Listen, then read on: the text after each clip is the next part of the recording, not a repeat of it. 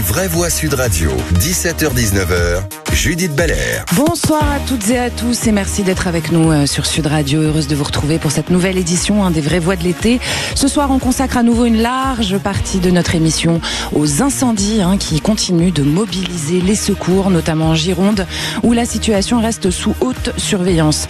Les Vraies Voix, vos témoignages et nos experts nous aident à comprendre les enjeux de cette journée et les perspectives pour les prochaines heures. Merci de nous faire confiance pour vous accompagner tout au long de cette soirée. Sans plus attendre, les Vraies Voix de Sud Radio, c'est parti.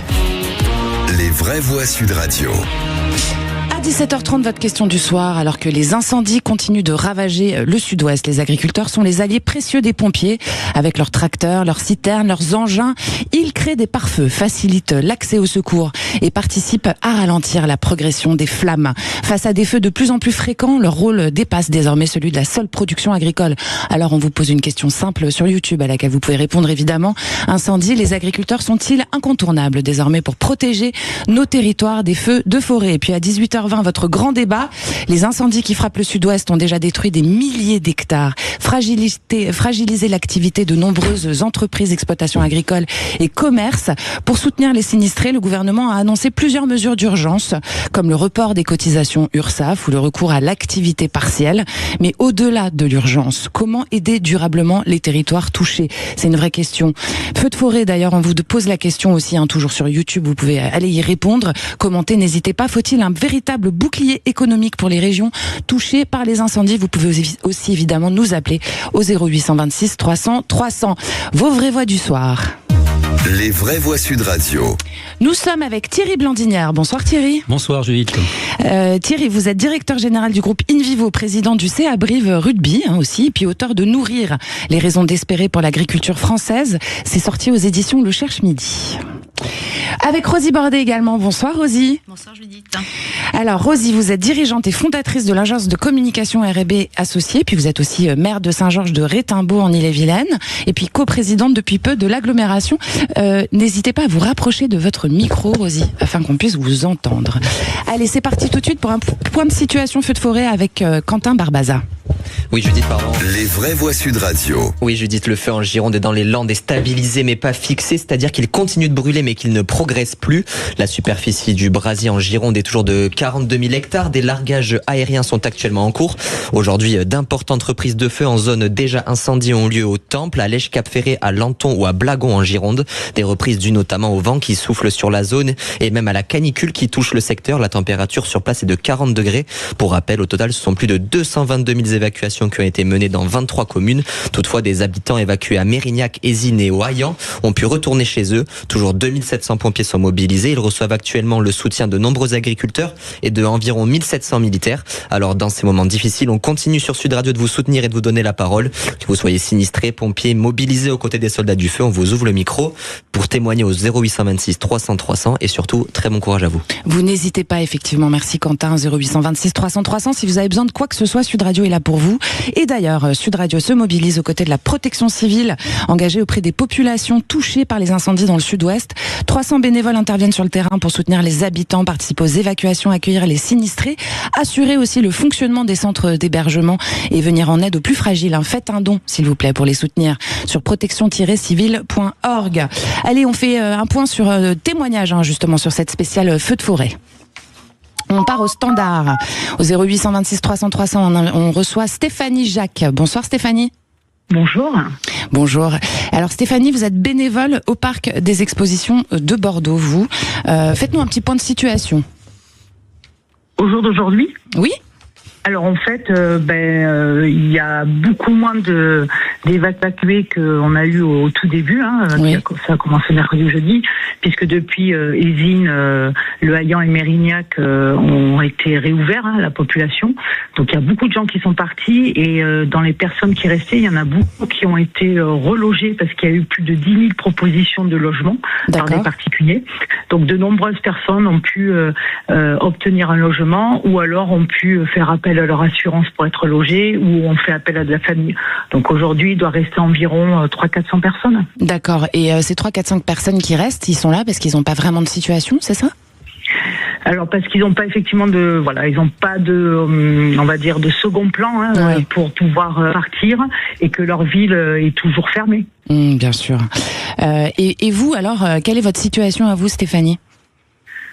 Moi ? Oui. Alors, moi, dans la vraie vie, je suis mandataire immobilier, et du coup, j'ai tout stoppé du jour au lendemain pour être bénévole auprès des personnes. Bravo. Voilà, donc je suis chef d'entreprise, j'ai arrêté ma boîte quelques jours. Et vous êtes mis à disposition. Ouais, je me suis mise à disposition. C'était évident pour moi, quoi. J'avais vraiment besoin de faire don de soi. J'avais pas envie d'être spectatrice de la chose. J'habite Bordeaux. J'avais vraiment envie d'être actrice. Du coup, j'avais besoin de servir, quoi. Je crois que si je l'avais pas fait, je serais vraiment passée à côté de quelque chose, parce que j'ai vraiment vécu, et je pense que tous les bénévoles on a vraiment vécu quelque chose d'incroyable à travers ce moment-là. Bien sûr. Thierry Blandinière, ce qu'on remarque en France, sur tout le territoire, c'est justement cet élan de solidarité de gens qui, comme Stéphanie Jacques, abandonnent leur travail, se mettent à disposition des sinistrés. Oui. C'est quand même très, très agréable, en fait, à voir ça, cet élan. Il faut en arriver à des problèmes comme ça pour mesurer l'expérience humaine, en fait. C'est la solidarité, et c'est ça qui est dans le malheur de ce qu'on vivons là. Le côté positif, c'est de montrer que l'humanité est toujours debout. On est massacré tous les jours sur plein de sujets. Je pense à tous les bénévoles, je pense aux agriculteurs, forcément, vu ma profession, qui se sont engagés, qui sont organisés pour ça. On va en parler tout à l'heure. Avec des stockages d'eau incroyables. Ils l'ont fait, bien sûr, sur la région bordelaise, mais dans d'autres régions de France, à Fontainebleau. L'organisation s'est mise en place d'une manière très très rapide, donc une organisation collective très forte. C'est pas juste une personne, c'est une collectivité qui s'organise, un collectif. Et ça fait plaisir à voir. Alors après, c'est triste. Je connais bien cette région.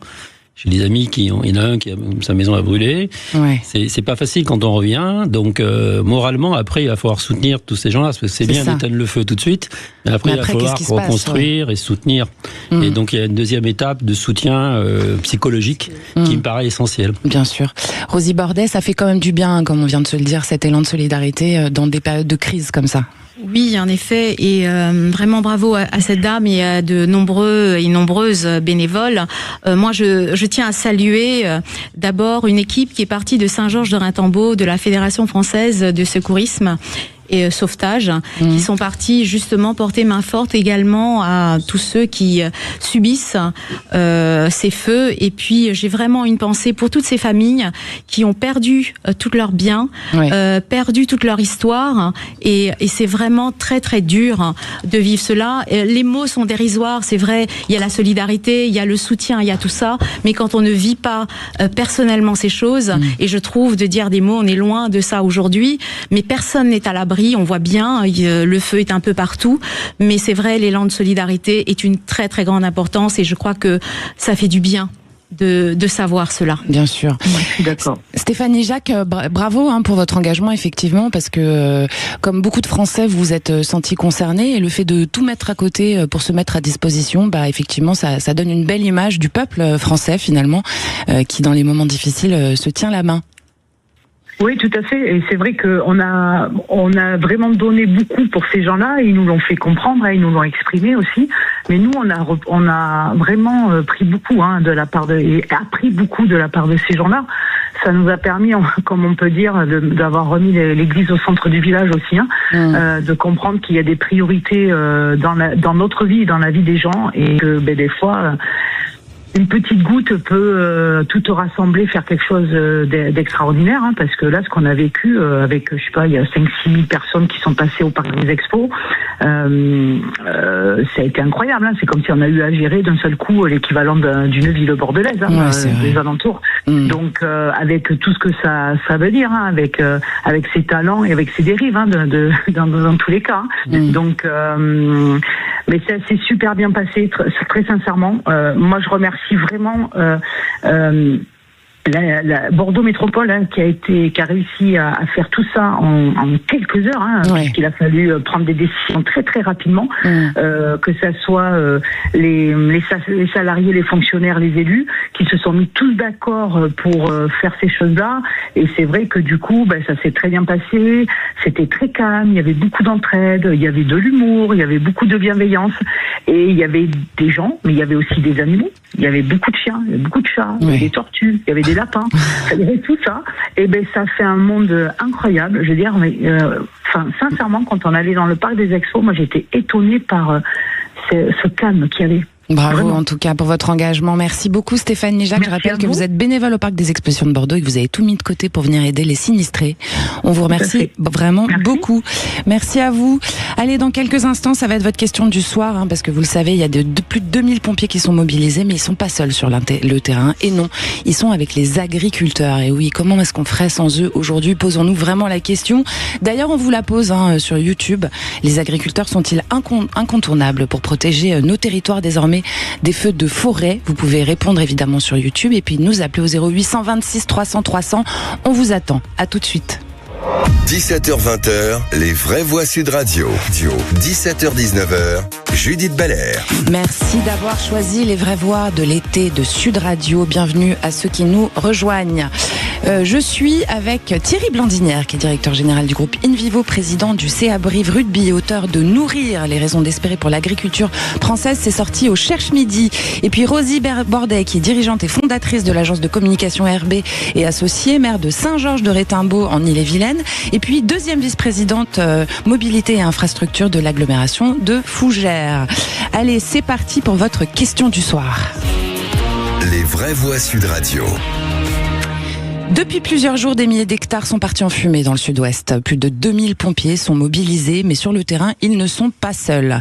Les agriculteurs interviennent avec leurs tracteurs, leurs citernes et leurs outils pour créer des pare-feux, débroussailler des parcelles ou sécuriser les accès des secours. Dans certains secteurs, ils interviennent même dès les premières heures d'un incendie pour ralentir la progression des flammes et protéger les exploitations, comme les habitations d'ailleurs. Alors que les canicules et les feux de forêt se multiplient, leur rôle dans la prévention et la lutte contre les incendies prend une importance croissante. Alors on vous pose la question tout simplement sur YouTube. Les agriculteurs sont-ils incontournables pour protéger nos territoires des feux de forêt? Vous pouvez évidemment commenter et puis aussi n'hésitez pas à nous appeler au 0826 300 300. D'ailleurs, on file au standard.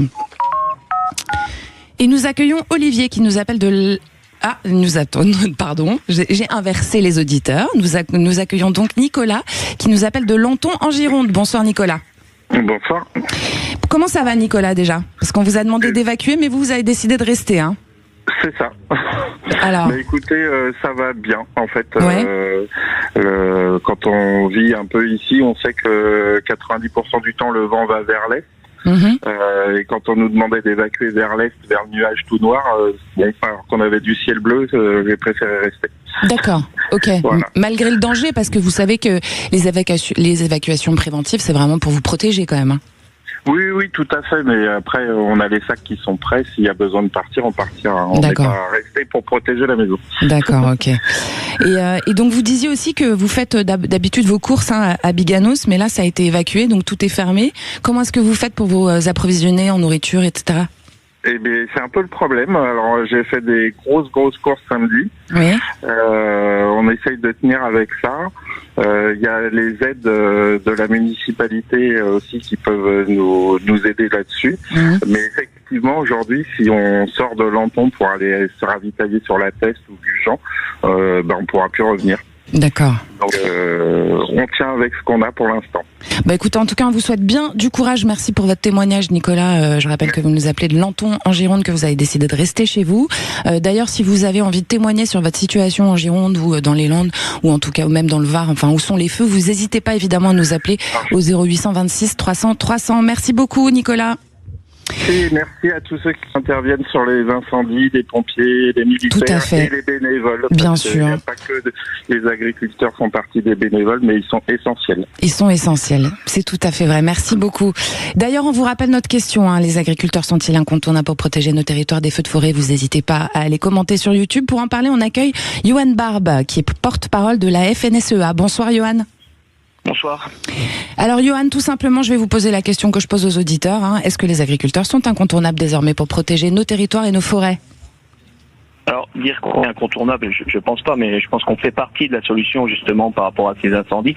Et après, je pense que nos agriculteurs sont tous bénévoles et bénévolants, j'ai envie de dire, pour répondre présent et accompagner les pompiers. Donc c'est sûr que quand on voit les images, on se dit qu'on est incontournable, mais personne n'est incontournable et les plus incontournables restent les pompiers. Bien sûr, évidemment. Thierry Blandinière, quand même, quand on voit justement tous ces agriculteurs qui se sont mis à disposition, etc., je pense que s'ils n'avaient pas été là, ça serait 10 fois pire, en fait. Ouais, je parle sous le contrôle de Johan. Bonjour Johan. En fait, franchement, ce qu'il faut retenir aujourd'hui, c'est peut-être passer le message que les agriculteurs connaissent le terrain. Et ils font la démonstration, justement, en étant très efficaces sur la gestion des feux, qu'ils connaissent très bien le terrain. Donc il faut leur faire confiance plus globalement pour l'avenir de l'agriculture, parce qu'ils connaissent vraiment le terrain, l'environnement, ils sont capables de prendre les bonnes décisions. Il faut faire confiance aux hommes de terrain, et les agriculteurs sont là pour ça, et ils connaissent très très bien donc leur métier, mais aussi l'environnement autour de leur métier. Et quand on parle d'environnement, il faut faire confiance aussi aux agriculteurs. Bien sûr. Rosie Bordet, vous, comment ça se passe dans votre commune, justement, et est-ce que vous en pensez de cet engagement de nos agriculteurs ? Je pense ils ne peuvent pas être les seuls. Indispensable. On a parlé de nombreux bénévoles et de pompiers. Aujourd'hui, l'agriculteur n'est pas le pompier de demain. Il est incontournable, il est essentiel aussi de parler de la prévention aujourd'hui. Bien sûr. Donc voilà, je rejoins absolument Thierry. Ils connaissent le terrain, ils connaissent le territoire, donc on peut leur faire confiance. Et puis surtout, ils sont là, ils cultivent, ils protègent aussi nos terres. Donc on peut vraiment leur faire confiance. Et encore une fois, on peut leur dire bravo et merci de venir aider aussi aux pompiers, se rejoindre aux pompiers et d'être bénévoles, parce qu'ils laissent aussi leur ferme en ce moment. Il y a énormément de travail. Je vois bien chez moi les agriculteurs, ils ont énormément de travail, donc on les salue d'ailleurs. Tout à fait. On leur passe le bonjour et on les remercie. Justement, ce matin sur Sud Radio, nous avons Maxime Liedo qui a reçu Théo Hernandez, qui est président des jeunes agriculteurs de la Gironde. On l'écoute. En moins de 24 heures, on avait des convois qui étaient prêts. Nous, chez Jeunes Agriculteurs, on a décidé de diviser nos convois pour avoir de la relève. Parce que moi, je suis arrivé vendredi et j'avoue que la nuit dernière, j'ai pu dormir un petit peu. C'était quand même très agréable parce que j'ai d'autres GIA du Blayais qui sont arrivés pour prendre un peu la relève. Et là, depuis ce matin, on a été officiellement réquisitionné par la préfecture. Donc là, on suit une colonne de 80 pompiers pour les ravitailler. Là, on se dirige vers le Porge pour avoir le briefing et savoir où on part. Voilà, quand on entend ça, en fait, Johan Barbe, on se dit que franchement, ils sont incontournables quand même. Vous êtes incontournables. À titre d'information, certains agriculteurs, ils peuvent apporter jusqu'à 50 000 litres d'eau. Un Canadair, c'est 60 000 quand même, donc c'est conséquent, quoi. C'est sûr que c'est conséquent la capacité qu'on peut amener comme eau, mais après on l'amènera pas par les airs, et effectivement nos engins permettent aussi de prendre les chemins forestiers assez facilement. Donc c'est dans ce sens-là qu'effectivement on peut se dire qu'on est incontournable pour lutter au sol et accompagner les pompiers. Et ça leur permet d'éviter de partir au ravitaillement, et nous on a la capacité à ravitailler effectivement sur l'ensemble du territoire. Après, la mobilisation elle est sans précédent, parce qu'effectivement on a besoin aussi de protéger nos forêts. Je pense que tout bon agriculteur, on a aussi une conscience à se dire que nos forêts elles sont hyper importantes. Et moi ce que je voudrais rappeler aussi, c'est qu'on oublie souvent le rôle que jouent les agriculteurs sur le territoire avant les incendies, justement pour lutter contre les incendies, notamment dans le pastoralisme, quand on a des petites exploitations qui exploitent dans des zones, on va dire, très boisées et qui permettent de faire des coupe-feux. Ça c'est important, il faut les accompagner. Aujourd'hui malheureusement ces agriculteurs sont souvent laissés de côté. On les cite au moment où il y a des feux de forêt, on dit tiens c'est dommage, on aurait dû remettre quelques brebis ou quelques chèvres pour débroussailler. Mais ça c'est hyper important dans la lutte de long terme. Donc effectivement, quand on est dans le dur comme en ce moment, les agriculteurs répondent présents.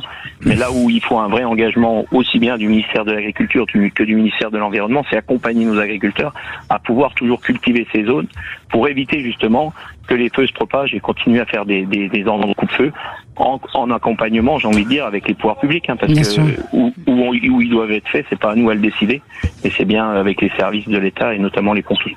Bien sûr. Thierry Blandinière, c'est vrai vous le disiez tout à l'heure, ils ont une connaissance du terrain très précieuse, ces agriculteurs, ils connaissent les chemins, les parcelles, les points d'eau, les zones à risque, et puis ils préparent la terre aussi, donc ça évite effectivement les propagations de feu comme ça. Leur travail. Oui, c'est essentiel. Je pensais par exemple aussi aux viticulteurs du côté de Narbonne.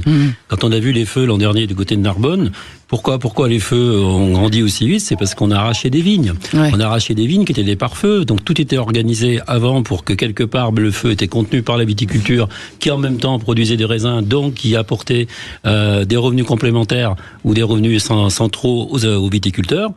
Et malheureusement, avec la crise de la viticulture, on voit bien qu'on arrache des vignes. Du coup, ça a des conséquences sur effectivement la gestion des risques, des incendies et des forêts. Donc tout est lié, en fait. Tout est lié, tout est relié. Et il faut remettre l'agriculteur, le viticulteur au centre de la gestion territoriale. Cette agriculture aux multiples fonctions, Rosie Bordet, parce qu'ils nourrissent la population, ils préservent les ressources naturelles, et puis maintenant, ils nous aident à lutter contre les incendies. Il ne faut pas les oublier derrière. Surtout pas. Et moi, je rejoins le porte-parole, justement, qui disait, les agriculteurs, il faut le faire avec les collectivités, avec les habitants, avec les associations. Ils ne sont pas seuls, et puis il faut vraiment les accompagner. Et on voit bien, la connaissance du terrain, déjà, ça c'est, je veux dire, primordial.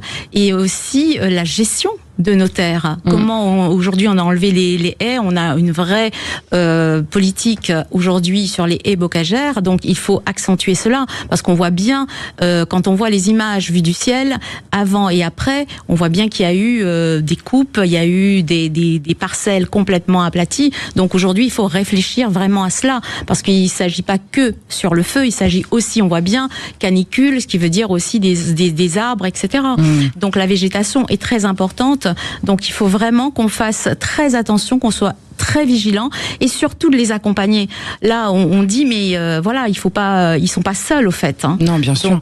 D'ailleurs, 0800 26 300 300, si vous voulez témoigner, vous savez, vous le pouvez. Sud Radio, c'est votre radio, je le répète jamais assez. On reçoit Olivier qui est à Lagrange dans les Landes. Olivier, bonsoir. Oui, bonsoir. Olivier, vous êtes agriculteur vous-même, vous avez une exploitation agricole importante. Alors racontez-nous déjà la situation dans les Landes, s'il vous plaît. Eh bien, il fait chaud. Oui, bah oui. Voilà, bon, moi j'ai l'élevage, donc toujours un stress permanent quand il fait ces grosses températures. Donc voilà. Et donc on surveille nos élevages, on essaie de faire des améliorations pour essayer qu'ils soient mieux, et voilà, c'est compliqué. Oui, mais vous dites que vous êtes incontournable, vous les agriculteurs, vous le dites, on l'assume totalement, parce que vous dites aussi que vous contribuez au respect et à l'entretien des campagnes et des forêts, comme on vient de le dire. Les agriculteurs sont pour le façonnage des paysages. Donc voilà, s'il n'y a plus d'agriculture, il va pousser des ronces partout. Mais ça commence à arriver, parce qu'on pousse on veut pousser les agriculteurs vers une France verte. Mais bon, verte qui dit plus d'entretien, donc les parcelles se perdent, et donc voilà, et bien après c'est plus sujet aux incendies parce que c'est plus entretenu, et voilà. Donc et on nous pousse vers cette France verte parce que derrière il n'y a plus de rémunération aussi. Donc voilà, indirectement on y arrive. Bah écoutez, merci beaucoup en tout cas pour votre engagement à vous aussi. J'ai un petit mot que je vais dire de Annie Genevard, qui s'est exprimée, notre ministre de l'Agriculture, qui dit: je salue l'engagement des agriculteurs aux côtés des combattants du feu, leur sens des responsabilités, leur esprit de solidarité constitue un soutien précieux dans cette épreuve. Merci à vous tous. On finalise ce débat avec un petit point justement sur les commentaires de nos auditeurs sur YouTube, avec vous Quentin Saunier. Et oui, puisqu'on vous pose cette question sur notre chaîne YouTube, les agriculteurs sont-ils incontournables pour protéger nos territoires des feux de forêt? Et vous dites oui à 96%, le sondage est sans appel évidemment. Beaucoup de commentaires également. On a Michel qui nous dit: ils connaissent parfois mieux les terrains que les pompiers, alors forcément ils sont précieux. On a Genesis qui est en colère et qui nous dit: heureusement qu'ils sont là, il ne faut rien attendre de ce gouvernement. Et on a Guy qui le rejoint: non, il suffit que l'État se donne les moyens et donne des moyens aux soldats du feu, mais pour ça il faut le vouloir, c'est tout le souci. Voilà, et voulons-le tous ensemble. 17h29 sur Sud Radio, vous restez avec nous dans un instant, c'est le tour de table des vraies voix. 17h-20h, les vraies voix Sud Radio. Les vraies voix Sud Radio, 17h-19h, Judith Belair. Bienvenue sur Sud Radio si vous nous rejoignez. Merci de nous avoir choisis. Il est 17h31 précisément.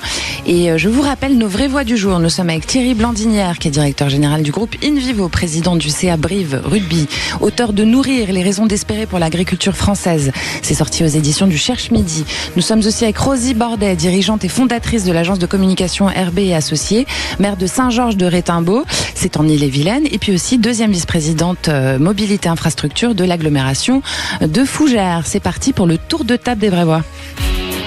Les vraies voix Sud Radio. Alors Thierry, on commence avec vous. Vous allez nous parler de la nécessaire adaptation du modèle agricole au réchauffement climatique. C'est d'ailleurs un des sujets que vous traitez dans votre livre, que je rappelle, Nourrir, les raisons d'espérer pour l'agriculture française. Oui, en effet, les événements nous rattrapent, l'actualité nous rattrape, mais quand on a travaillé avec les équipes sur ce livre, c'était pour mettre en avant les impacts du réchauffement climatique aujourd'hui sur l'agriculture et sur la baisse de production. On voit bien effectivement avec des coups de chaleur ou parfois des orages très violents, il y a des pertes de rendement importantes, on le voit encore cette année. Donc la question se pose en disant est-ce qu'on pourra garder notre souveraineté alimentaire durablement et à quelles conditions ? Et donc, ce que l'on a fait, c'est qu'on a fait une étude à horizon 2040 pour regarder les impacts dans toutes les régions de France du réchauffement climatique en prenant l'hypothèse du GIEC, donc jusqu'à 2,5 degrés, et les impacts qu'il y a sur les cultures et la baisse de rendement. Et quand on regarde la situation, on voit que finalement, on risque de perdre entre 30 et 35% du potentiel de la production française en fonction des régions. Alors c'est sûr qu'en Bretagne, un peu moins. Et donc en fait, c'est la région. Il a fait chaud en Bretagne. Il a fait chaud, mais on s'en sort pas trop mal. Alors c'est moins, il y a un peu d'impact, mais c'est pas dramatique. Là où c'est dramatique, vous voyez bien, c'est entre Bordeaux et Lyon, tout le sud de la France, où là, il va falloir complètement changer le mode de production, trouver des nouvelles productions pour apporter des revenus aux agriculteurs. Sinon, c'est un secteur qui sera rendu très très très pauvre.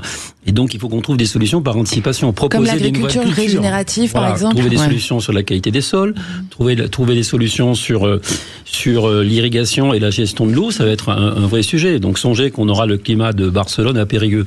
Donc, regardons ce qui se passe en Espagne. Comment ont-ils organisé leur agriculture ? Alors, il y a une vraie question sur l'infrastructure, sur le stockage de l'eau, et on sait que c'est un sujet parfois polémique, mais j'en appelle à la raison de tous en disant maintenant il faut trouver des solutions, sortir des positions dogmatiques et des oppositions stériles et regarder la réalité telle qu'elle est et d'appliquer le principe de réalité et de dire faisons des compromis pour pouvoir stocker de l'eau en hiver dans de bonnes conditions, l'eau pour tous, pas que pour l'agriculture, de manière à ce que ces régions demain soient en capacité de continuer à vivre de leur production et l'économie locale. Je rappelle que l'agriculteur contribue à l'économie locale. Donc des régions où donc vous parlez de ces grandes bassines là qui ont... Alors il y a les méga-bassines, les méga-bassines, on entend tout. Oui. Mais tout ça, c'est la politique, mais qui ne va pas dans le bon sens. Elles sont nécessaires, en fait, c'est ça que vous dites. On fait des totems pour faire de la politique. Bon, ça, il faudrait le mettre de côté maintenant et regarder la chose de manière très pragmatique et très consensuelle en disant, il y a un sujet, l'eau est essentielle, il faut s'organiser, il faut créer des infrastructures, il faut prendre en compte les enjeux environnementaux, sociétaux, les bassins versants, la qualité des sols, les zones humides. Tout ça, c'est possible si on se met autour de la table et on peut trouver des solutions. Et donc, dans le livre que j'ai écrit, c'est ça, c'est que il y a des solutions possibles, il faut se mettre autour de la table, il y a des compromis à organiser, on peut pas avoir... Pourquoi c'est aussi difficile ? Parce qu'il y a la bataille de l'eau quelque part qui existe, qui a été stigmatisée entre l'agriculture et on va dire les usagers, et on voit que tout ça c'est toujours très très difficile dans les moments où de sécheresse en fait. Parce qu'en hiver, on ne parle pas de bataille de l'eau. On ne parle pas des méga-bassines. Donc on arrive sur un moment de sécheresse, on s'est dit, mais alors comment on partage l'eau ? Alors, il suffit d'avoir un réservoir plus important pour mieux la partager. Vous allez me dire, c'est très simpliste ce que je dis, mais c'est essentiel pour revenir à des idées simples. Et à partir de là, on peut construire autour. On peut construire quelque chose de positif. Quelque chose de positif et de collectif. D'intérêt général. On le voit bien, de la collectivité, l'humanité, ça fonctionne. On le voit bien dans les moments de crise. Bien sûr. Pourquoi on n'arrive pas à se parler dans des moments plus pacifiés pour construire un futur qui serait plus intéressant, plutôt que de vivre de crise en crise. Il suffit de le penser, de l'organiser, de le structurer et d'organiser les moyens. Et c'est possible. Il faut juste mettre les gens autour de la table et converger vers un sujet, comment gérer l'eau demain dans les zones qui seront dépendantes de la sécheresse et comment on améliore la vie des citoyens et des agriculteurs en conséquence. C'est une vraie question que développe Thierry Blanzinière, Rosie Bardem. On se demande en fait pourquoi c'est effectivement, je repose les questions différemment, mais comment ça se fait qu'on n'arrive pas à trouver un motus operandi à un moment donné, de manière à ce que les choses soient beaucoup plus fluides et qu'on soit organisé en amont en fait de ce genre de catastrophe. Il va bien falloir, Judith, qu'on trouve des solutions parce que c'est le vrai problème qui va arriver. Le prochain problème, c'est vraiment l'eau qui va être la question principale qui a un impact sur toute l'humanité. Là, on s'arrête pas à l'agriculture, se nourrir. Donc, ils sont là donc pour produire, mais aussi nourrir toute une population. Donc, il va falloir vraiment se mettre autour de la table et trouver des solutions. Il y a aujourd'hui l'innovation, donc il peut aussi apporter des solutions pour pouvoir produire mieux dans notre territoire. Donc je pense qu'il faut aussi aller vers toutes ces modes d'innovation autour de l'agriculture. Donc et d'ailleurs l'intelligence artificielle, elle joue un grand rôle, Thierry Blanzinière. Il y a une technologie disponible aujourd'hui. Quand on parle d'irrigation d'aujourd'hui, c'est une irrigation de précision. En Israël, ils font ça depuis longtemps, en Californie, etc. Ils ont su traiter le sujet de l'eau. Ils ont trouvé dans l'Espagne, ils ont trouvé des solutions. On n'est pas là pour gaspiller l'eau, on est là pour organiser, par exemple, vous le faites dans votre jardin, du goutte à goutte, par exemple, de manière régulière, qui permet d'irriguer. On n'est pas en train d'arroser toute la planète entière. Et donc, on peut faire des choses très intéressantes. Il y a la technologie, il y a les moyens, ça se fait déjà. Il faut changer d'échelle. Il faut accélérer ce changement d'échelle parce que les technologies on les a. Par exemple aussi la recherche sur la génétique des plantes. Demain il y a un sujet où les chercheurs travaillent beaucoup pour avoir des plantes qui résistent plus à la sécheresse et au soleil pour pousser dans les meilleures conditions, dans des conditions difficiles mais dans les meilleures qualités. D'aucuns crieraient attention aux OGM. Et la variété. Alors je parle pas d'OGM, je parle vraiment d'hybridation naturelle. Ça s'appelle l'hybridation naturelle. Et de toute façon la nature fait s'hybride naturellement. Donc c'est d'accélérer ces systèmes d'hybridation naturelle pour avoir des plantes qui soient de qualité, qui soient capables de nourrir la population. Et qui résistent justement à ce changement climatique. Donc on est très conscient, on voit bien. Mais je pense qu'il est important qu'on se mette justement autour de la table et discuter, qu'on arrive à trouver des solutions. Parce qu'on sait bien qu'on va tous payer les pots cassés. Il y a une vraie prise de conscience globale. À un moment donné, il faut quand même arriver à discuter et à trouver des solutions. Dans cette étude, je vous coupe, pardon, mais parce que c'est exactement ce que vous dites, c'est qu'on a chiffré le coût de l'inaction. De l'immobilisme actuel et par rapport à l'investissement nécessaire pour réagir et structurer tout ça. Mais le coût de l'inaction est 10 fois supérieur au coût de l'action, si on se met d'accord maintenant. Comme quoi Oui, ça c'était chiffré par des scientifiques. Donc il est vraiment urgent de s'y mettre parce qu'après je pense que ce sera trop tard. Je ne suis pas pessimiste, mais si on continue comme ça, on voit bien. Donc ce n'est plus possible. La situation actuelle va précipiter en fait les actions. Oui, et puis il y a une jeune génération d'agriculteurs justement, je pense, qui pousse aussi et qui vraiment milite pour cela. Donc à un moment donné, on ne pourra pas, les pouvoirs publics, en tout cas moi en tant que maire, je vois bien. Donc à un moment donné, il faut qu'on s'écoute et qu'on trouve ensemble des solutions. Ça ne sera pas qu'avec des agriculteurs, qu'avec les collectivités, mais tous ensemble. Rosie Bordet, vous avez la parole, vous la gardez, votre tour de table à vous, c'est sur les cambriolages et le vandalisme, en disant que vos communes rurales, nos communes rurales, ne sont plus épargnées par ça. Du tout. En effet. Donc, on se rend bien compte que depuis quelque temps, il y a les biens, les structures de la commune, de collectivité qui sont vandalisées, qui sont abîmées. Donc, on le voit dans nos communes rurales. Et aussi des vols, des cambriolages, tout ça en accrudescence. Donc, il y a vraiment quelque chose. Je ne parlerai pas qu'on est dans l'insécurité, mais à un moment donné, il faut quand même qu'on s'arrête à cela. Donc, ce phénomène, ce n'est pas que dans les grandes villes ou dans les villes. Ça arrive aussi dans nos communes rurales. C'est ce que vous dites, qu'on parle beaucoup de l'insécurité dans les zones urbaines, les grandes villes, etc., mais qu'on en parle assez peu en ruralité. En ruralité, donc sans vraiment mettre la panique, mais en tout cas, moi je parle de ce que je connais, je vois bien sur ma commune, on a été vandalisé et quasiment tous les week-ends on est vandalisé sur un stade et ce n'est pas normal puisqu'on abîme le bien de la collectivité et ça pénalise derrière les utilisateurs. Nos associations se retrouvent pénalisées et en plus c'est l'argent public, l'argent qu'on va mettre pour réparer tout ce qu'ils détruisent, et ben on pourra pas le mettre ailleurs. Donc à un moment donné, il faut quand même aussi se poser la question, la responsabilité des uns et des autres dans tout cela et ce n'est pas acceptable parce que l'argent public c'est l'argent public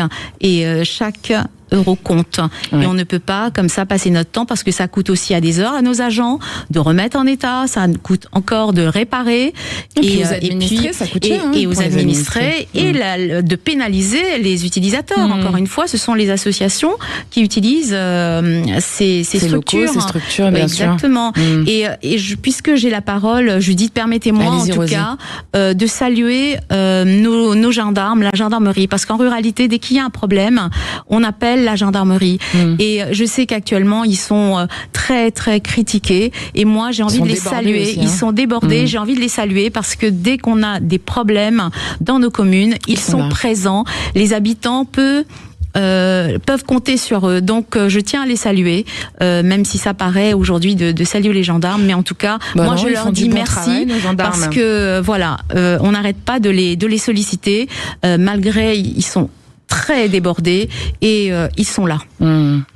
Et Thierry Blandinière, vous qui êtes président du CA de Brive, bon, alors c'est pas la ruralité totale, mais c'est une petite ville, plus petite en tout cas que Paris ou que d'autres.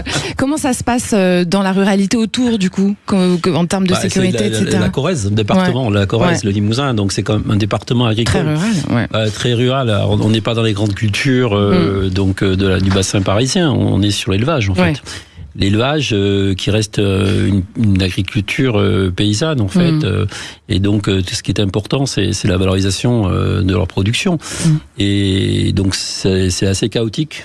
Il y a des moments plus faciles que d'autres, mais on a du mal à organiser au mieux cette production dans cette région pour apporter un revenu résilient. Et est-ce qu'ils ont des problèmes de sécurité, vos agriculteurs, dans cette région-là justement? Dans la région, tous les agriculteurs forcément dans certains. Alors, moi j'ai pas d'infos particulières sur les incidents en Corrèze, hein, mais ce que je sais de toute façon, c'est effectivement, je suis d'accord avec vous, il y a une montée. Il y a une montée un peu de la violence partout. Donc ça passe déjà par des comportements. Les réseaux sociaux contribuent aussi à ça. On est très violent, on s'exprime très violemment et ça génère forcément des tensions très fortes et des actions, des réactions et forcément des sujets où la gendarmerie et la police doivent intervenir. Heureusement qu'ils sont là parce que pour pacifier, parce que c'est leur rôle, pacifier cette population qui parfois est trop souvent en colère. Parfois pour des mauvaises raisons aussi ou des incompréhensions. Et donc il faut revenir à des choses beaucoup plus posées et rationnelles, et la gendarmerie est là pour ça. C'est assez apaisant d'écouter Thierry Blandinière, Rosie Bordet, vous en pensez quoi? Oui, enfin, on a les gendarmes, mais on a aussi, moi je sais que l'équipe municipale, on parle énormément, on passe aussi à travers des associations pour essayer aussi de calmer les choses. On n'est pas là pour envenimer justement, c'est de comprendre les choses. Moi je sais que je rencontre aussi les familles qui ont, au sein, on sait que des jeunes ont causé des petits soucis à la commune. Je rencontre les familles parce que ça passe aussi par cette proximité, c'est aussi notre rôle d'élu local. C'est avant de rentrer dans les grandes polémiques, etc. C'est au moins d'aller rencontrer. On a la chance, on se connaît quasiment tous dans nos communes. Donc on sait à peu près, donc on peut parler aux familles. Et quand ils veulent bien nous écouter. Mais je vous écoutais par rapport à l'agriculture, etc. Moi, je vois, on a, nous, des fermes, on a des producteurs locaux sur ma commune. Encore une fois, on a remis en place là un marché des producteurs. On essaie de faire venir des gens qui produisent donc sur place. Eh bien, on a commencé avec un marchand galets de saucisses, et puis il y a eu 1, 2, 3, et maintenant ils sont 4 le jeudi. Et je compte vraiment qu'il y ait d'autres personnes qui viennent, parce que c'est aussi important de valoriser aussi ce qu'ils produisent et de leur apporter aussi. Peut-être au début il n'y a pas énormément de clients, mais au moins de valoriser cette production, parce que c'est très important. Elle a une réaction rapide, Thierry. Mais les marchés, c'est essentiel dans les villages en fait. Il faut vous faire vivre des villages, il faut refaire naître les marchés. Il y en a en région parisienne d'ailleurs qui marche bien le samedi. Donc franchement, il faut remettre de la confiance sur les marchés dans tous les villages. C'est ce qui crée le lien social. Exactement, le lien et la proximité. Donc c'est très important. Allez, restez avec nous, c'est les vraies voix de Sud Radio de l'été. On vous pose la question dans pas longtemps. Vous pouvez réagir, 0826 300 300. Vous projetez dans le rôle de ministre, vous les auditeurs. Et si vous avez envie de savoir de quel ministre il s'agit et de quel auditeur, vous restez avec nous, c'est dans un instant. À tout de suite. 17h-20h, les vraies voix Sud Radio. Sud Radio. Les vraies voix Sud Radio, 17h-19h, Judith Belair. 17h47 sur Sud Radio. Avant de continuer cette émission des vraies voix de l'été, on fait un point précis incendie avec vous, Quentin Saunier. Et oui Judith, le feu en Gironde est stabilisé, mais il n'est pas fixé. C'est-à-dire qu'il continue de brûler, mais qu'il ne progresse plus. En revanche, ceux du Var et des Landes, eux, sont bel et bien fixés. La superficie du brasier en Gironde est toujours de 42 000 hectares. Des largages aériens sont en cours. Aujourd'hui, d'importantes reprises de feu en zone déjà incendiée ont lieu au Temple, à Lèche-Cap-Ferré, à Lanton ou à Blagon en Gironde. Selon Mathieu Jomain, officier du SDIS 33, la situation se complique à cause des rafales de vent allant jusqu'à 50 km/h. La Gironde est toujours placée en vigilance orange canicule, tout comme 22 autres départements du pays. La température actuelle sur place est de 40 degrés. Pour rappel, au total, ce sont plus de 222 000 évacuations qui ont été menées dans 23 communes. Toutefois, des habitants évacués à Mérignac, Ézines ou au Haillan ont pu retourner d'ores et déjà chez eux. Toujours 2700 pompiers sont mobilisés. Ils reçoivent également le soutien de nombreux agriculteurs et de 1700 militaires. Dans ces moments difficiles, Sud Radio continue de vous soutenir et de vous donner la parole, que vous soyez sinistrés, pompiers ou mobilisés aux côtés des soldats du feu. On vous ouvre le micro pour témoigner au 0826 300 300. Merci Quentin. Sud Radio aussi continue de se mobiliser, vous le savez, aux côtés de la protection civile qui est engagée auprès des populations touchées par les incendies dans le sud-ouest. Il y a 300 bénévoles qui interviennent sur le terrain, qui soutiennent les habitants, qui participent aux évacuations, accueillent les personnes sinistrées, assurent aussi le fonctionnement des centres d'hébergement et viennent en aide aux plus fragiles. N'hésitez pas à faire un don sur protection-civile.org. Allez, tout de suite, on vous demande ce que vous feriez si vous étiez ministre. Les vraies voix Sud Radio, si j'étais ministre. Qu'est-ce que je vais devenir? Je suis ministre, je ne sais rien faire. 0826 300 300, vous pouvez réagir, nous donner vos idées, faire un coup de gueule, un coup de cœur si vous avez besoin d'aide, vous le savez, on est là aussi. On accueille Christian. Bonsoir Christian. Bonsoir à vous. Alors Christian, vous nous appelez de Azérex, dans les Hautes-Pyrénées, c'est ça? Oui, c'est ça. Alors Christian, on va vous demander ce que vous feriez si vous étiez ministre de l'Agriculture, évidemment. Bien sûr, donc première des choses, c'est un plan de désendettement de l'agriculture des agriculteurs qui aujourd'hui, depuis plusieurs années, depuis l'arrivée du Covid, de l'Ukraine, la DNC, sont dans une situation au niveau de la trésorerie ils sont exsangues. Ils se rémunèrent pas, ils ne rémunèrent plus leur famille et il faut un plan de désendettement général au niveau de l'agriculture française. Oui. C'est votre premier point, ça. Ça, c'est mon premier point. Allez, votre deuxième. Le deuxième point, c'est que pour tout ce qui est normes, réglementation, que les paysans français ont les mêmes normes que tous les autres paysans d'Europe. Puisque l'Europe, soi-disant, on est égaux devant, tout le monde est égal devant les uns les autres, et bien il nous faut les mêmes normes, qu'elles soient administratives, environnementales, réglementaires. Il faut les mêmes normes que dans les autres pays de l'Europe et arrêter les surtranspositions françaises. Bien sûr, bien sûr. Allez, troisième point. Libérer les réserves d'eau. Les méga bassines. Non, arrêtez avec ça. Non, c'était une plaisanterie, on en parlait il y a 5 minutes, c'est pour ça, pardonnez-moi. Les bassines, c'est une bêtise. C'est que aujourd'hui, quoi qu'on dise, quoi qu'on fasse, sur le sud-ouest, il pleut autant de pluie qu'avant, que tous les ans. Il faut que cette pluie, on la retienne. Sur les Hautes-Pyrénées, on a mis 7 ans pour faire un plan de gestion de l'eau et pour arriver à faire un projet, peut-être une retenue collinaire qui se fera à côté de Tarbes. Et cette retenue, elle va mettre 5 ans s'il n'y a pas de recours à être pour mettre le premier coup de pioche. D'accord. C'est-à-dire que pour faire ce genre de choses, il faut, vous comptez 15 ans. Quand on veut aller vite pour Notre-Dame de Paris ou les JO, on arrête tout, on vire toutes les réglementations et on va vite. Alors nous, ce qu'on demande, c'est de faire la même chose que pour Notre-Dame de Paris, c'est virer tous les nuisibles, tous les fonctionnaires qui bloquent tout et qui embêtent tout. Parlons vrai sur Sud Radio avec vous, Christian, on adore, allez-y. Et on avance vite dans les projets parce que ça presse, c'est urgent. Je rappelle que l'Espagne stocke 27% de l'eau qui tombe chez eux et nous, on est tout juste à 5%. Christian, vous êtes agriculteur, vous ? Oui, bien sûr. Évidemment. Vous restez avec nous. On va quand même écouter une petite réponse de Thierry Blandignard rapide sur les sujets que vous venez d'évoquer, notamment sur cette harmonisation importante à faire avec les règles européennes, Thierry. Sur l'agriculture. Forcément, c'est le combat qu'il faut mener, que tout le monde mène aujourd'hui. Et voilà, on est tous mobilisés pour qu'il n'y ait plus de surtransposition des normes. Je me rappelle que c'était les engagements d'Emmanuel Macron qu'il n'a pas tenus en 2017. Et donc ça, il y a beaucoup de travail parce qu'il y a encore beaucoup d'écarts. On ne va pas rentrer dans le détail, mais effectivement, c'est des pertes de productivité, donc de revenus pour les agriculteurs français quand on les compare aux Allemands. On ne va pas aller chercher des pays en Pologne. Je parle de l'Allemagne à côté, juste à côté. Voilà. Ouais. Donc ça, c'est un sujet. Ensuite, effectivement, on parlait de la gestion de l'eau tout à l'heure. Il y a un vrai sujet de prise de conscience. Et quand je parle du coût de l'inaction, vous l'avez là, 15 ans pour faire une retenue collinaire.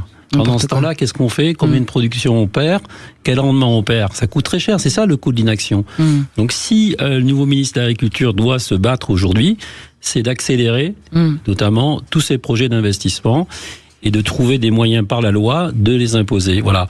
Et ça, je pense que la nouvelle loi agricole, même si elle a été critiquée par certains côtés, apporte certaines garanties, mais une loi c'est bien, mais décret c'est mieux et l'application aussi. Bien sûr. Et donc on sait que la loi ne fait pas tout, maintenant c'est comment l'appliquer dans de bonnes conditions. Il ne s'agit pas de passer en force, mais de le faire en bonne intelligence. Et une petite réaction rapide, Rosie Bordet. Moi je dirais vivre dignement de leur travail, que les agriculteurs vivent dignement de leur travail et alléger toutes ces normes également. Donc on sait que les normes sont importantes, mais là il faut vraiment, et qu'ils se concentrent sur leur travail, ils passent énormément de temps également dans la paperasserie. Donc à un moment donné, il faut savoir ce qu'on veut. Donc ils sont agriculteurs, donc il faut quand même voilà. Merci beaucoup. Qu'ils cultivent au lieu de faire des millefeuilles administratifs. Vous êtes là, hein? Christian, vous êtes avec nous encore. Et puis je rajouterais que nos collègues artisans commerçants, le TP, ils ont les mêmes normes qui leur posent problème et qui les freinent. Bien sûr. C'est pas que tous les actifs sont intéressés. Bien sûr. On va sortir un peu du sujet sérieux, Christian, parce que vous allez jouer avec nous là, vous le savez. Oui, je le sais. Ah, le blind test, vous êtes prêts? Oui, je suis prêt. On va rigoler, je pense. Allez, c'est parti pour le jeu de l'été. Les vraies voix Sud Radio. Alors, comme je n'ai que deux vraies voix autour de la table, c'est chacun pour sa pomme. Un Rosie Bordet, un Thierry Blandinière, un Christian. C'est au premier qui dit. Alors, c'est un spécial chanson française, un peu de neuf et des classiques, on alterne. Donc, je l'ai bien dit, chacun pour soi, puisque vous êtes 3 au total. C'est parti pour le son numéro 1.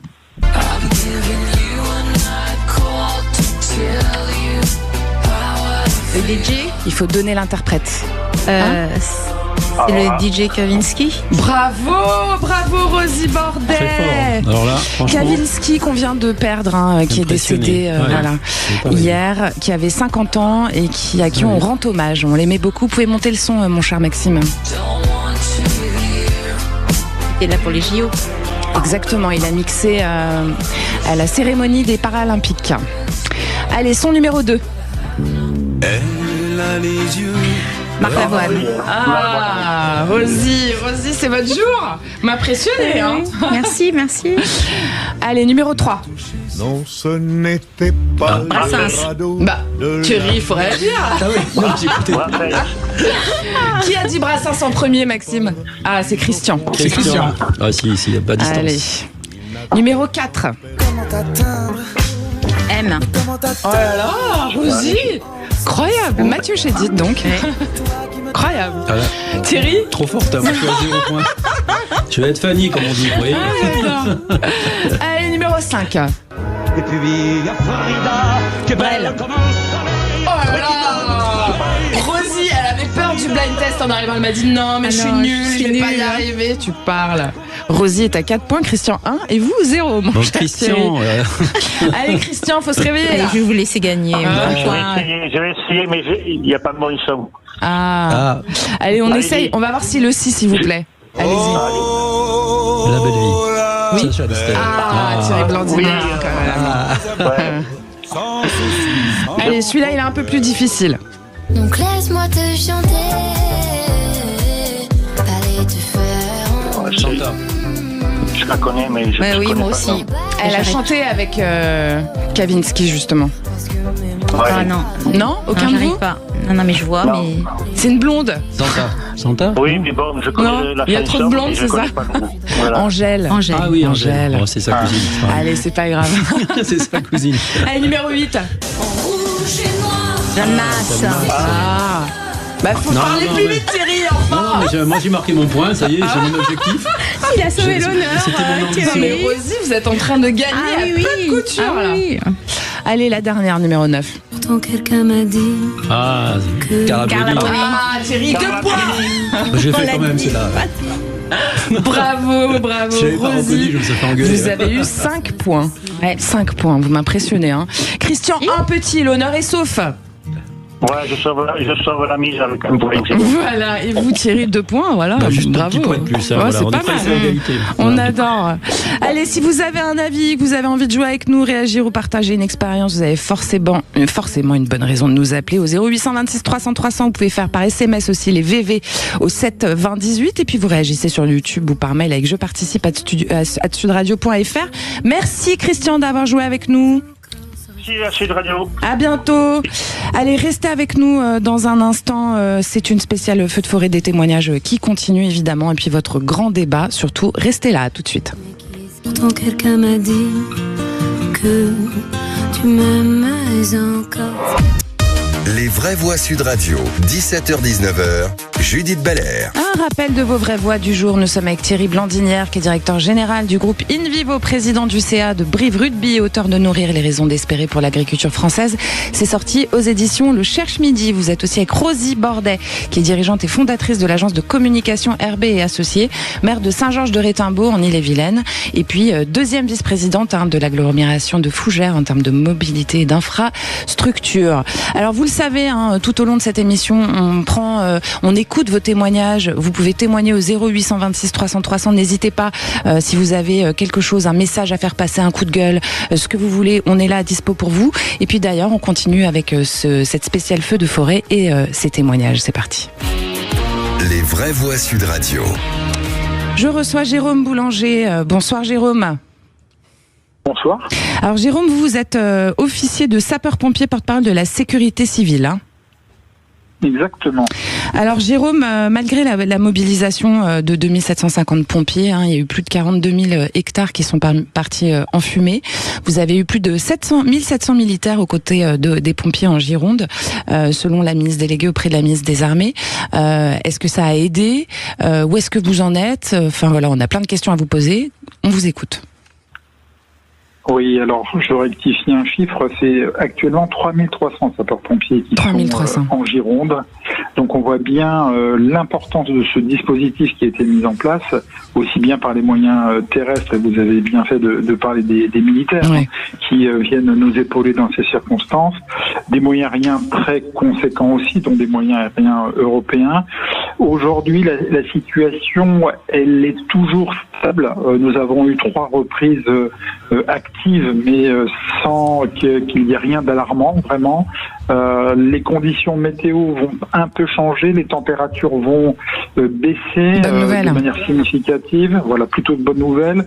Le vent qui va certes changer de sens en se dirigeant d'ouest en est, c'est-à-dire en poussant à nouveau d'éventuelles fumées vers la métropole bordelaise. Ce vent va être finalement assez peu fort, ce qui est encore une condition favorable pour nous. Donc la situation est stabilisé, mais on reste très prudent, le feu n'est toujours pas fixé. Vous avez sans doute noté la réintégration de logements par 60 000 personnes. Tout à fait.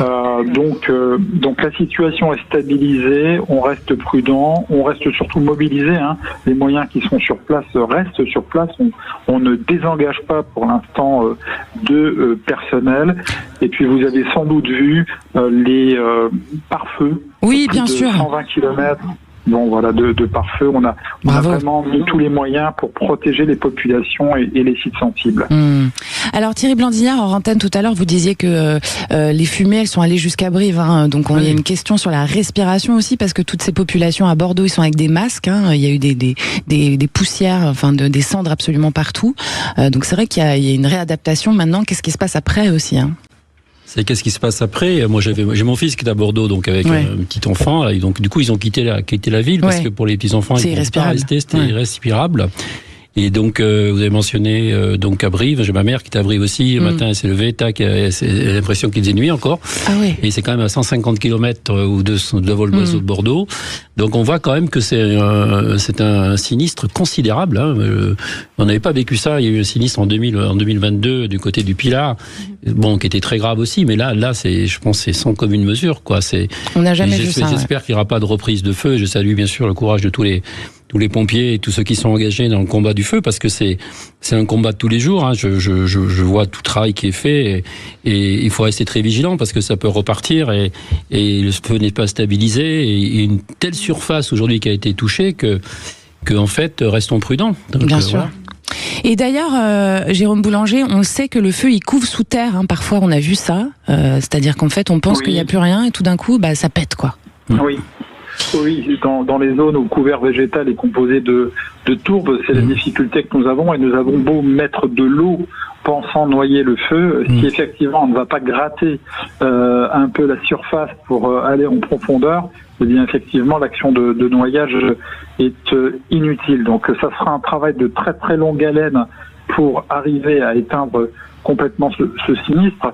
Je reprends les propos de votre interlocuteur précédent. C'est un feu effectivement inédit avec 115 000 hectares brûlés. On a quand même 300 000 personnes qui ont été évacuées. Le plus gros déplacement de population depuis la Seconde Guerre mondiale en France. Exactement. Ouais. En termes de surface brûlée aussi, c'est un record absolu. Et puis, ce qu'il faut noter, c'est quand même un bilan humain qui reste vierge au niveau des populations. Mais pas au niveau des pompiers. Zéro blessé, zéro décédé. Nous déplorons bien sûr le décès de 4 de nos collègues sapeurs-pompiers. Mais vous voyez qu'au niveau des populations, malgré l'ampleur du sinistre et des évacuations, on a réussi notre objectif premier, j'espère qu'on le tient, de protéger les populations. Vous le faites. C'est vraiment un objectif important. Merci beaucoup. Je vous en prie. Rosie Bordet, on a envie de lui dire merci à Jérôme.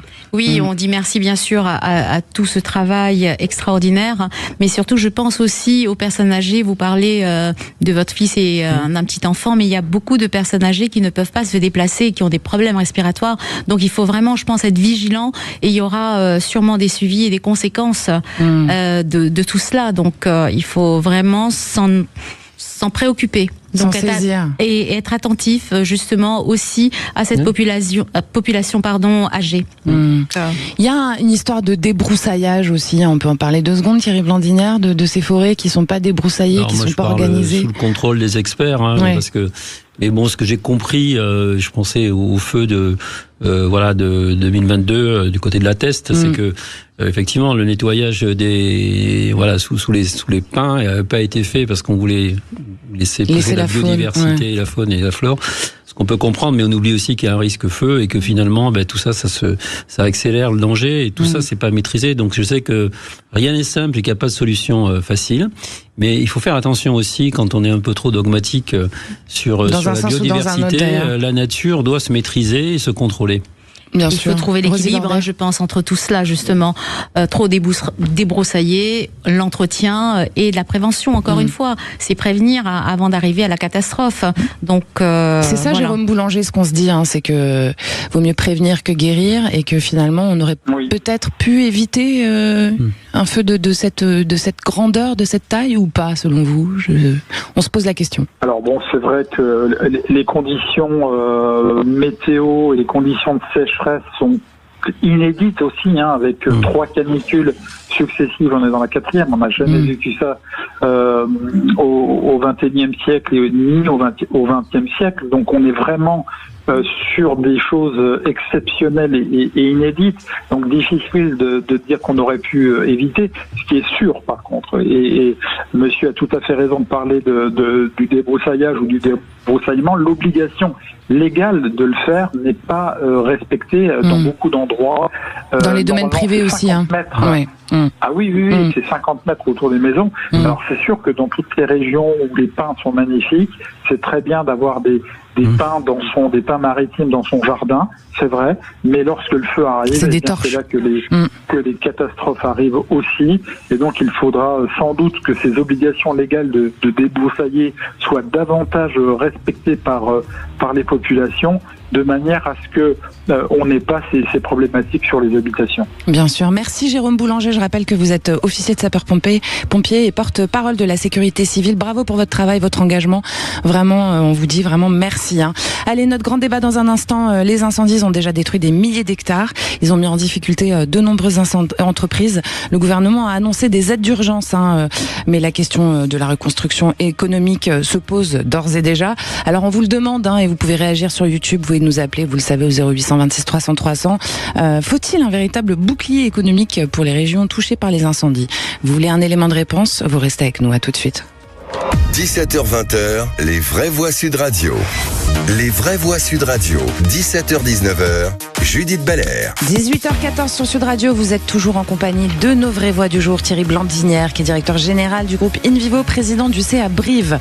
Rugby, auteur de Nourrir les raisons d'espérer pour l'agriculture française, c'est sorti aux éditions du Cherche Midi. Et puis Rosie Bordet, qui est dirigeante et fondatrice de l'agence de communication RB et Associés, maire de Saint-Georges de Rétimbaud en Ille-et-Vilaine, et puis deuxième vice-présidente mobilité infrastructure de l'agglomération de Fougères. 0826 300 300, vous le savez, vous pouvez réagir, nous appeler, même si vous avez besoin d'aide. D'ailleurs, vous n'hésitez pas, on peut vous mettre en contact avec notamment la protection civile. D'ailleurs, nous nous mobilisons, Sud Radio se mobilise aux côtés de la protection civile engagée auprès des populations touchées par les incendies dans le sud-ouest. 300 bénévoles interviennent sur le terrain pour soutenir les habitants, participer aux évacuations, accueillir les personnes sinistrées, assurer le fonctionnement des centres d'hébergement et venir en aide aux plus fragiles. Donc n'hésitez pas, s'il vous plaît, à faire un don pour les soutenir sur protection-civile.org.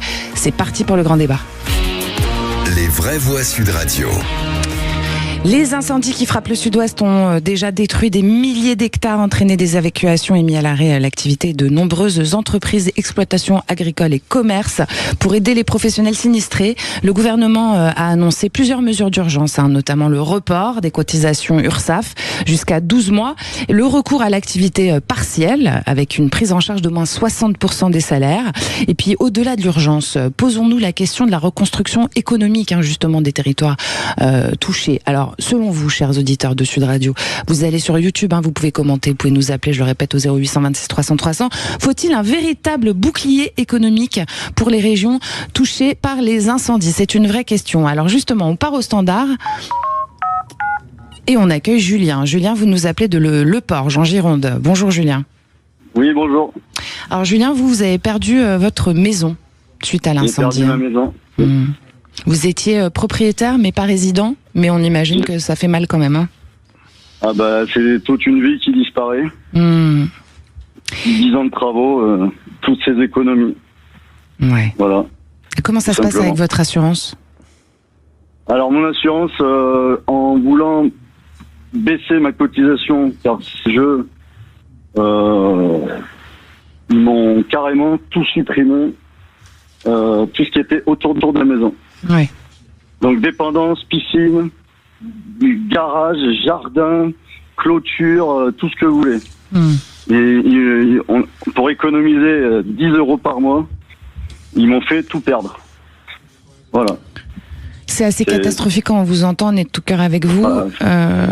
Est-ce qu'il y a une solution peut-être dans votre contrat si vous l'épluchez bien? Comment vous vous projetez maintenant, Julien? Alors je vois je suis avec un avocat pour les attaquer pour défaut de conseil. Parce que sur ma dépendance qu'ils ont désassuré en juillet, j'ai eu un sinistre en février 2026, par exemple. Ouais. Donc à quel moment un assureur vous enlève des assurances, surtout sur l'incendie, dans une zone qui est à risque? C'est pas possible. C'est une vraie question. C'est une vraie question. Le feu, il choisit pas. Bah non, le ça feu, c'est il passe sûr. sur votre terrain. Il se dit pas, tiens, le cabanon, il est pas garanti. On n'y va pas, quoi. Bon, en même temps, vous gardez l'humour, vous gardez la pêche, Julien. Ça fait plaisir. Bien sûr, il faut. Bon, on vous souhaite bien du courage en tout cas. Et puis si vous avez besoin, vous n'hésitez pas. Sud Radio, c'est votre antenne, vous le savez. On continue d'ailleurs avec notre auditeur Pascal qui nous appelle de Blanquefort sur Briolance. Bonsoir Pascal. Bonsoir à toute l'équipe et surtout super émission comme d'habitude. Ah, c'est gentil, merci beaucoup Pascal. Alors Pascal, de 7h du matin jusqu'à 23h on écoute l'émission. Ah, vous aimez Sud Radio, et nous on vous aime, on aime nos auditeurs nous. Alors Pascal, vous pensez que ce bouclier économique, je rappelle la question qu'on pose sur YouTube, faut-il un véritable bouclier économique pour les régions touchées par les incendies? Pour vous, c'est nécessaire, justement, ce bouclier? Ah oui, mais bien sûr. Moi, j'ai eu une entreprise il y a quelques années. J'ai connu les problèmes financiers au moment de la première guerre du Golfe. Là, c'est beaucoup plus grave. Bon, là, c'était international. Là, c'est national. Et on sait comment sont les caisses sociales. On sait comment sont les impôts. Donc, si on fait pas ce bouclier économique, eh bien, il y en a beaucoup qui ne se relèveront pas et qui seront dans la misère. Oui. Donc, non, il faut vraiment que les élus nationaux qu'on n'entend pas trop en ce moment, c'est bien dommage, bien que sur notre secteur à nous... On a une élue sur le plateau, là, qui a pris parole. Non, mais tant mieux. Nous, on en a un qui est très bien, c'est un ancien député qui est de Villeneuve-sur-Lot, qui a pris la mairie de Villeneuve-sur-Lot. Julien, le Perse, Guillaume Le Perse, qui est super et qui fait pas mal. Ouais, c'est vrai. Non, il faut un bouclier économique parce que si on fait pas ça, eh bien, ils vont se répéter et on pourra pas relancer. On a besoin de l'économie en France. Vous avez raison, Pascal. Les fonctionnaires, je suis pas méchant contre les fonctionnaires. Les fonctionnaires sont improductifs, ils sont pas là pour produire. Bon, ça dépend des fonctionnaires. On va pas faire de généralité quand même. Non, restez avec nous, Pascal. Ça dépend des fonctionnaires. Mais voilà, mais il faut vraiment ce bouclier. On vous a entendu. Excusez-moi, on est en retard, je suis obligée de vous couper. On va écouter les annonces de notre ministre du Travail et des Solidarités, justement, Jean-Pierre Farandou, dans un instant, puisque lui, il nous a promis, il a promis aux sinistrés, notamment, par exemple, un échéancier de cotisation jusqu'à 12 mois. On écoute. Bon, les instruments que je mobilise pour les entreprises, c'est ce qu'on appelle l'activité partielle. C'est une prise en charge de 60% du salaire pour que les salariés qui travaillent plus n'ont plus de travail parce que leur entreprise a dû fermer. Comme on l'avait vu pendant le Covid. Où l'activité est trop réduite. On assure au moins 60% du salaire pour les salariés, c'est important. Donc on aide les entreprises finalement à garder l'emploi, à garder les compétences parce que ça va s'arrêter. Donc l'activité, elle va repartir à un moment donné. Donc l'activité partielle est mise en place très rapidement pour les entreprises sinistrées. Très rapidement aussi pour les entreprises évacuées, puisque, pour ceux qui vont se déclarer au mois de juillet, il y a déjà 500 entreprises qui ont fait appel à ce dispositif. Les indemnités vont arriver début août. Jean-Pierre Farandou, le ministre du Travail et des Solidarités sur Sud Radio. On accueille Guillaume Gruat, qui est gérant du camping L'Arbre d'Or à Parentis-en-Born et président du syndicat départemental de l'hôtellerie de plein air des Landes. Bonsoir Guillaume. Bonsoir à tous. Alors vous, qu'est-ce que vous en pensez, Guillaume? Est-ce qu'il faut du coup un véritable bouclier économique pour ces régions touchées par les incendies? Il faut véritablement un bouclier, oui, effectivement. Là, je parle au nom de nos campings landais, puis même au nom de nos voisins du 33 qui sont dans une grosse panade. Faut savoir que tous les campings qui ont été évacués n'ont pas le droit à l'assurance perte exploitation, c'est-à-dire à l'assurance de perte de chiffre d'affaires. Et on a l'obligation pour certains de... Comment ça se fait? Parce que il a fallu que nos campings y flambent pour avoir cette assurance en fait. D'accord. Ouais. Donc là, aujourd'hui, un camping comme le mien, qui a 200 emplacements, la semaine 25 au 1er, c'est 100 000 € en moins. 3 semaines comme ça, et 3 semaines comme ça pour un même camping comme le mien, c'est la cessation de paiement. Et alors, quand vous écoutez Jean-Pierre Farandou et ses propositions, l'échéancier de cotisation jusqu'à 12 mois, l'accompagnement personnalisé par l'URSSAF, le recours à l'activité partielle, la prise en charge de moins 60% des salaires, est-ce que vous trouvez ça suffisant? Gentil, mais ça ne permet pas de rembourser les clients. Ok, c'est entendu. Effectivement. Qu'est-ce que vous en pensez? Non, là, notre profession est vraiment en péril. Ouais. Il faut savoir que dans nos départements du 33 et du 40, par exemple, sur le 40, l'hôtellerie de plein air, c'est 65% des lits marchands. Donc, imaginez la catastrophe économique et sociale qu'il va y avoir derrière. Ouais, on imagine tout à fait. C'est pour ça qu'on en parle d'ailleurs. Qu'est-ce que vous en pensez, vous, Thierry Blandinière, est-ce qu'il faut vraiment ce bouclier économique? Est-ce que c'est suffisant, les annonces du ministre? Le ministre, il fait son boulot de ministre, il essaye de communiquer ce qu'il peut communiquer dans son budget aujourd'hui qui doit être limité, comme tous les ministres. Mais donc la question, c'est plutôt en amont. Je pense qu'il faut arriver à créer des fonds de réserve pour catastrophes naturelles qui sont insuffisants aujourd'hui. Là aussi, c'est une question d'anticipation et d'organisation. On est toujours en train de subir les situations. On n'arrive pas à avoir des fonds de réserve suffisamment organisés pour pouvoir répondre dans l'urgence, quelque part, à des situations comme ça qui sont dramatiques. Et donc ça, il y a le système d'assurance, et puis il y avoir des systèmes d'assurance contre-garantis par l'État ou par l'Europe qui permettent d'avoir une cagnotte qu'on active et qu'on n'active pas. Dans le monde agricole, on a connu ça. catastrophe naturelle. Donc quelque part, d'abord, je ne sais pas si ça n'existe pas, donc peut-être que ça existe déjà, hein, mais en tout cas, on n'en parle pas. Mais ça, c'est plutôt à l'échelle des solidarités européennes. Ça, une politique européenne qui doit protéger, ou une politique française qui doit protéger, c'est ça, la capacité à organiser des fonds de réserve en amont et de travailler avec l'assurance privée qui assure et qui contre-garantit sur les actifs amont publics. Bien sûr. Donc ça, c'est des outils qui existent. Aux États-Unis, ça existe dans l'organisation agricole, ça s'appelle le Farm Bill.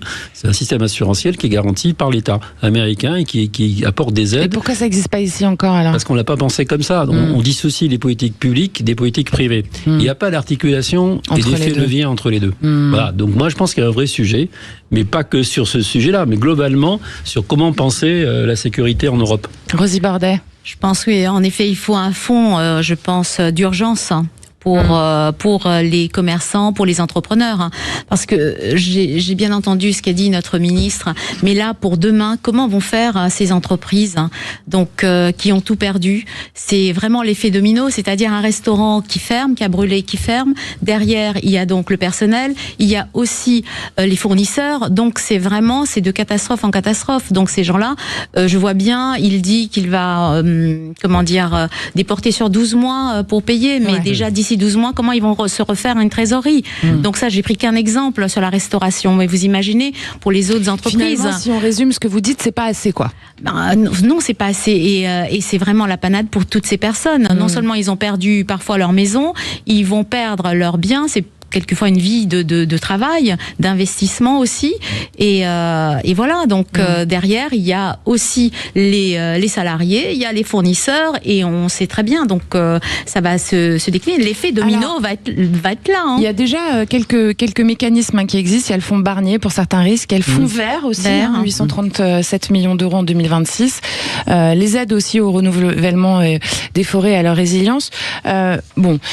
Guillaume Gruat, on revient vers vous. Selon Nicolas Daillot, le mois d'août, il représente environ 40% du chiffre d'affaires annuel des campings.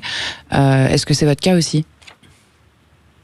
Moi, le mois d'août, ça représente, pour mon camping en tout cas, 60% de l'année.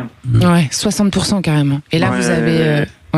Mais là, attention, hein, moi j'ai eu la chance de pouvoir réouvrir hier. D'accord. Donc, je vous cache pas que vous avez un peu de monde ? C'est, on va dire, un camping qui commence à se remplir, quoi, parce qu'il a été vidé. Hein. Donc moi, je suis chanceux, même dans mon malheur. Je perds une semaine, mais c'est vrai qu'une semaine, c'est mieux qu'un mois.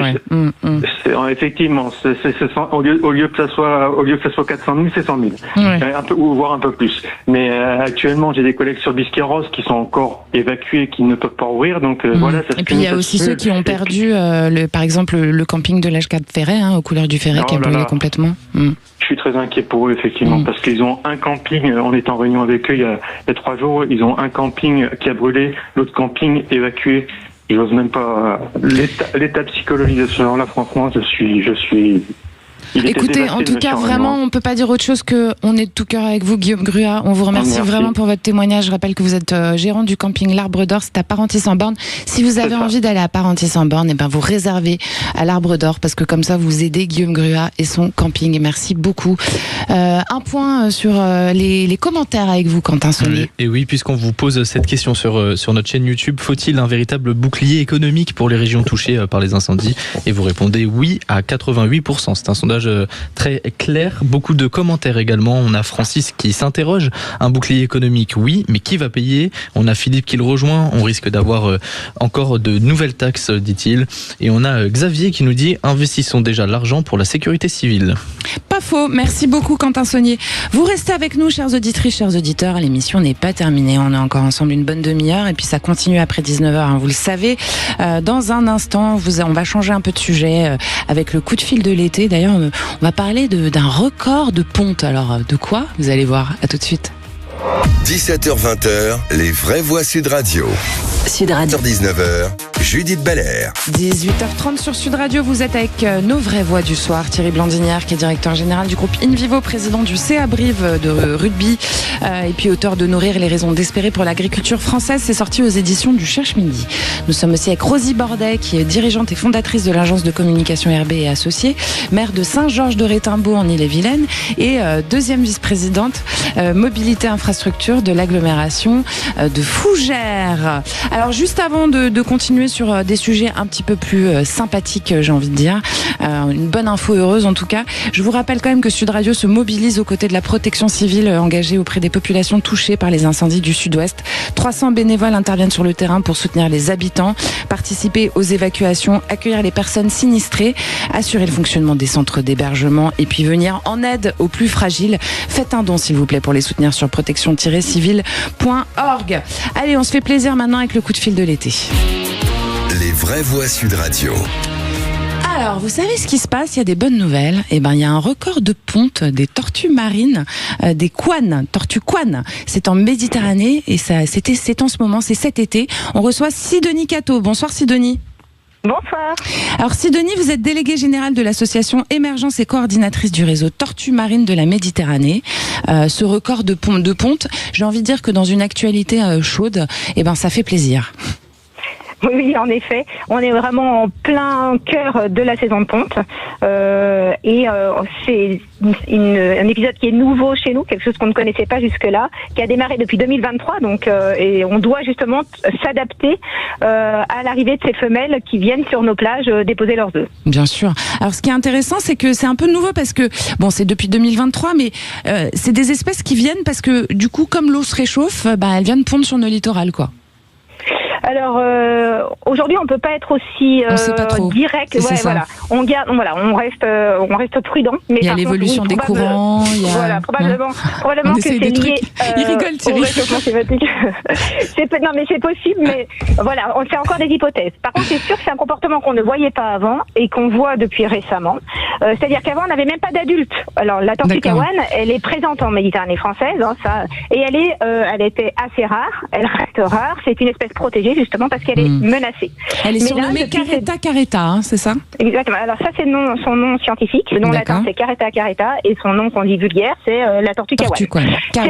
C'est la kawan. C'est la plus commune chez nous en Méditerranée française. D'accord. Donc et maintenant, depuis ces dernières années, on observe des adultes, ce qui était assez nouveau, parce que maintenant on voyait plutôt des juvéniles ou des subadultes qui étaient au large de nos côtes pour s'alimenter. On était référencés comme zone d'alimentation. Et depuis récemment, on devient zone de ponte, et du coup c'est là où on va voir au large les adultes, les mâles et les femelles qui se retrouvent pour s'accoupler. Qu'est-ce que c'est sympa. Voilà, c'est assez fou, surtout de voir les femelles qui montent sur les plages pour y déposer leurs œufs. Ça, c'est quelque chose de très nouveau. Thierry Blandignard, vous rigolez, vous souriez, ça vous fait plaisir cette nouvelle? Non, mais c'est très bien, c'est une bonne nouvelle, c'est bien pour la natalité. Mais voilà. Ça serait bien que les Français fassent autant d'enfants, c'est ça? Non, mais voilà, mais peut-être qu'il faudrait, ça peut être incitatif. Un exemple sur les tortues. Voilà, parce que il faut quand même repeupler la France. On a une population qui vieillit, on a besoin de plus de jeunesse en France. Donc oui, ça peut être incitatif de parler de ça, finalement. Ça peut donner envie d'en faire plus d'enfants, voilà. Mais mais autrement. Allez-y, on vous écoute. Surtout que les femelles tortues, elles pondent entre 4 et 6 fois par saison.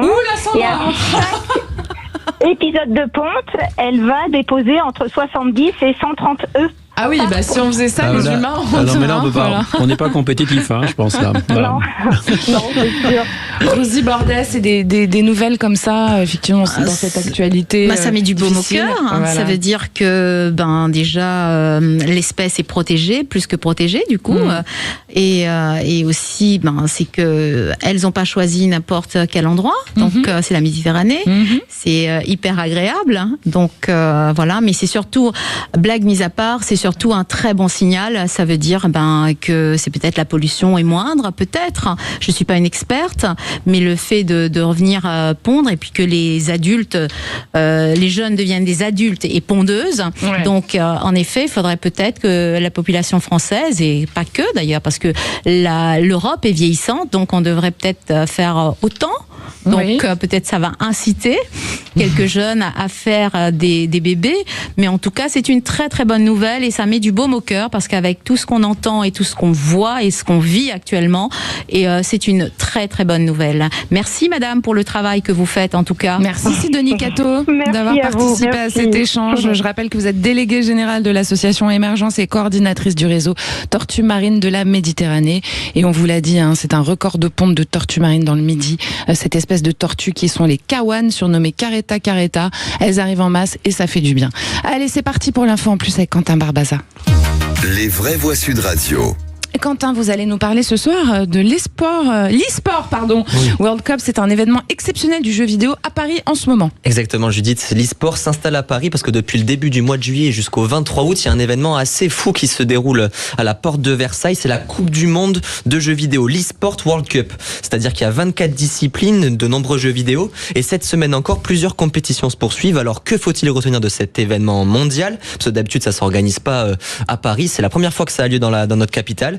Que comprendre de cet univers qui dépasse maintenant le simple loisir? On va en parler avec Antoine Masson, qui est directeur général de Parlons eSport. Bonsoir Antoine. Bonsoir Antoine. Bonsoir à tous. Donc du coup Antoine, concrètement, expliquez-nous, pour nous qui sommes un peu novices en la matière, et nos auditeurs aussi, qu'est-ce que l'eSport World Cup de Paris? Alors, l'eSports World Cup, c'est un tournoi, donc comme vous l'avez dit, de jeux vidéo qui est né en 2024. Donc, il est tout jeune. Il est né à Riyad de la volonté en gros, c'est la monarchie d'Arabie Saoudite qui a voulu développer l'e-sport en Arabie Saoudite et donc qui a créé ce tournoi-là. Donc, c'est un tournoi qui est prévu tous les ans à Riyad, mais comme cette année, il y a beaucoup de conflits au Moyen-Orient, ça a été délocalisé à Paris. Alors, on l'appelle l'eSports World Cup, mais par contre, c'est pas une Coupe du Monde des jeux vidéo. C'est assez bizarre, mais en fait, chaque jeu a son propre calendrier toute l'année avec son tournoi final. Et donc là, en plus, l'eSports World Cup a un format avec 25 tournois, comme vous l'avez dit, et un classement général des équipes suivant leurs résultats. Donc en fait, l'eSports World Cup se rapproche un petit peu plus des Jeux Olympiques, si vous voulez. D'accord. C'est un peu les Jeux Olympiques des jeux vidéo. Et justement, quels jeux vidéo peut-on retrouver pendant cette compétition? Alors il y en a 24, voilà, 25 tournois pour 24 jeux vidéo, car il y en a un qui se joue aussi en compétition féminine. Il y a des jeux qui sont, on va dire, qui ne changent jamais, donc comme League of Legends, Counter-Strike 2, qui sont des très grosses licences, qui sont depuis plus de 25 ans. On a également du Rocket League, du IAFC ou FIFA comme on l'appelle. Et il y a du rugby aussi ou pas? Du rugby, non, malheureusement non. Bah Thierry, vous savez ce qu'il vous reste à faire, Thierry Blandinière. Allez, je vous appelle. Vous êtes président du CA Brive avec vous sur le plateau. Ah oui, voilà, désolé, il n'y a pas de rugby, mais par contre, comme c'est un événement mondial, évidemment, il y a des jeux auxquels nous, on n'a pas l'habitude en Europe, comme des jeux mobiles qui sont très joués en Inde ou en Indonésie, par exemple. D'accord.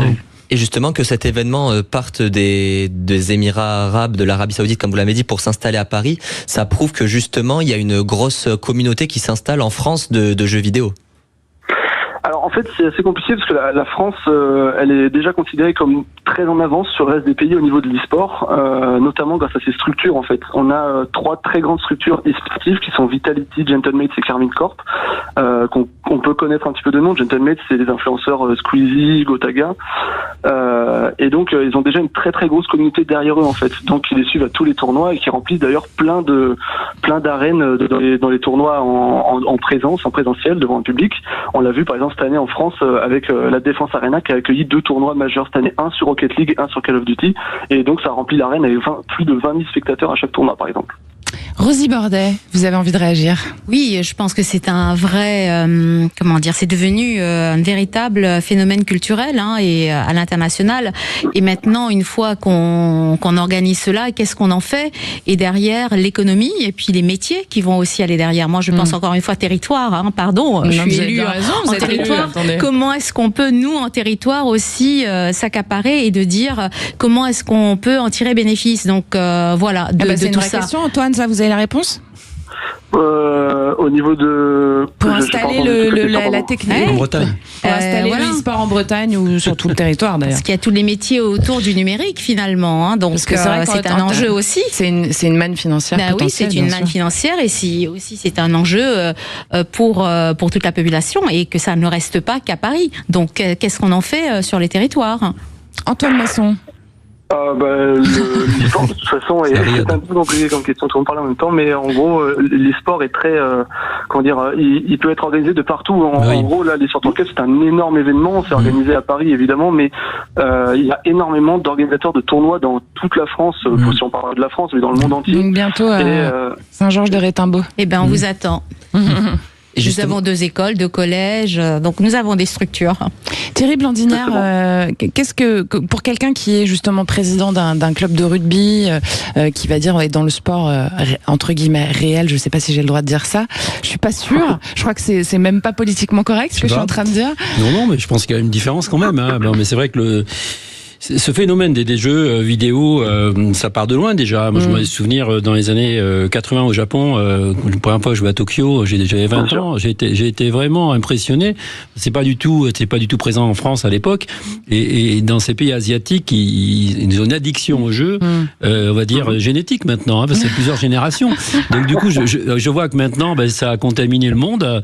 Et puis la technologie fait que, voilà, avec tout s'accélère, l'innovation, la technologie, l'IA, tout ça, ça permet aussi d'apporter encore plus d'intérêt, j'imagine, à ces jeux vidéo. Et donc quelque part d'avoir de plus en plus d'acteurs, quoi. Quentin. Oui, moi c'est Antoine Masson. Je voulais vous poser une question. Ce tournoi à Paris, l'organisation communique sur 75 millions de dollars à gagner, avec notamment de grandes. Faut aller jouer, Rosie. Faut surtout venir en territoire. De grandes stars qui en font la publicité. Je pense à Cristiano Ronaldo qui s'affiche surtout. Exactement. Ouais. Comment on peut expliquer que ces grandes marques, ces grandes stars, que ça génère autant d'argent l'e-sport quand on sait que c'est quand même potentiellement méconnu de la part du grand public? Ouais. Alors, l'e-sport World Cup, comme je l'ai dit, je l'ai pas dit, mais c'est la plus grande compétition e-sport au monde. Déjà parce qu'elle se déroule sur 2 mois consécutifs. Et donc, au niveau des gains, comme vous l'avez dit, il y a 75 millions d'euros à gagner au total sur les 25 jeux, si on répartit tous les gains de chaque jeu, plus le classement général. Donc voilà. Et en plus de ça, en étant la plus grande compétition e-sport, il y a énormément de joueurs. Il y a plus de 2000 joueurs et 200 structures à peu près qui représentent environ 84 pays. Ce qui veut dire que la compétition, en plus de ça, elle est retransmise sur Twitch, donc sur une plateforme de streaming qui compte de nombreuses chaînes ayant les droits pour cette compétition-là, et donc dans des dizaines de langues différentes. Donc en gros, pour les grandes marques, notamment de matériel électronique par exemple, surtout pour l'e-sport évidemment, comme les partenaires officiels, c'est une énorme mise en avant. Après, pour ce qui est célébrité, vous parlez de Cristiano Ronaldo, j'ai envie de dire c'est plutôt de l'inverse. Je pense que c'est plutôt de publicité pour l'e-sport World Cup de mettre Cristiano Ronaldo en Égérie. Donc il doit sûrement avoir un contrat et gagner un contrat juteux. On n'en doute pas. Oui, tout simplement. Et moi je vais vous remercier. Et vous travaillez du coup sur cette compétition, c'est ça, je suppose, avec votre média? Exactement, oui, on a été invité et on suit l'événement tout l'été sur notre site et nos réseaux. Merci beaucoup Antoine Masson. On rappelle que vous êtes journaliste et directeur de Parlons e-sport. Merci pour votre témoignage. Alors dans un instant, on vous parle de ce qui fait parler sur les réseaux sociaux. Ça, c'est un sujet pour vous, Rosie Bordet, communication, influence, où une interview ou un débat sont souvent réduits d'ailleurs sur ces réseaux à quelques secondes de vidéo. Ce sont des extraits qui peuvent sortir des propos totalement de leur contexte et influencer la perception du public. Ça s'appelle le clipping. Alors on vous pose la question sur YouTube, les réseaux favorisent-ils selon vous la manipulation de l'information? Et oui, ils comptent de plus en plus, en tout cas, on le sait. Vous pouvez aussi nous appeler pour témoigner, vous le savez, au 0826 300 300. Aude vous attend. À tout de suite. 17h-19h, Judith Belair. Il est 18h46 sur Sud Radio. Vous êtes avec Thierry Blandinière, qui est directeur général du groupe InVivo, président du CA de Brive Rugby, auteur de Nourrir les raisons d'espérer pour l'agriculture française. C'est au Cherche Midi. Et puis Rosie Bordet, dirigeante et fondatrice de l'agence de communication RB et Associés, maire de Saint-Georges-de-Rétimbaud en Ille-et-Vilaine, et puis deuxième vice-présidente mobilité infrastructure de l'agglomération de Fougères. Et qu'est-ce qui fait bouger sur les réseaux? On se pose la question. Et vous allez avoir la réponse. Les vraies voix Sud Radio. Alors sur les réseaux sociaux, il y a une interview ou un débat. Une interview ou un débat, ça se résume souvent à quelques secondes de vidéo. Ça s'appelle le clipping. Des clips qui sont partagés des millions de fois, qui permettent de toucher un large public, mais qui peuvent aussi sortir une déclaration complètement de son contexte, accentuer une polémique. On l'a vu, ça, on le voit beaucoup d'ailleurs. Et puis donner une image déformée de la réalité, tout simplement. Alors à l'heure où l'information, elle se consomme de plus en plus par extrait, justement, la frontière entre viralité et manipulation nous interroge. Alors on vous pose la question, les réseaux sociaux, est-ce qu'ils favorisent la manipulation de l'information? Vous pouvez évidemment commenter ou nous appeler. Donc vous commentez sur notre chaîne YouTube, vous nous appelez au 0826 300 300. Pour en parler, on est avec Loïc Brem. Bonsoir Loïc. Enchanté, merci beaucoup pour l'invitation, c'est un plaisir. Alors pour vous Loïc, vous êtes fondateur et dirigeant de l'agence Commit. Déjà expliquez-nous en fait peut-être le clipping, exactement ce que c'est. On est bien d'accord, c'est on sort un court passage tout à fait. d'une émission et puis on le diffuse un peu partout. Oui, Voilà. c'est ça. En fait, le but d'un clip, c'est de prendre un petit passage, soit de quelques secondes, ça peut aller jusqu'à quelques dizaines de secondes, de le monter de façon souvent un petit peu rigolote, un petit peu sympa. Ouais. C'est ça aussi qui fait qu'on va le regarder, parce que c'est agréable à regarder, ça peut faire aussi un peu rire. Bien sûr. Et donc le but, c'est avec des outils qui permettent de découper des petits passages comme ça d'une émission, de le proposer après sur des réseaux YouTube, Instagram, X, etc. Et de pouvoir gagner aussi un petit peu d'argent aussi avec ça. Ça peut permettre aussi ça. D'accord.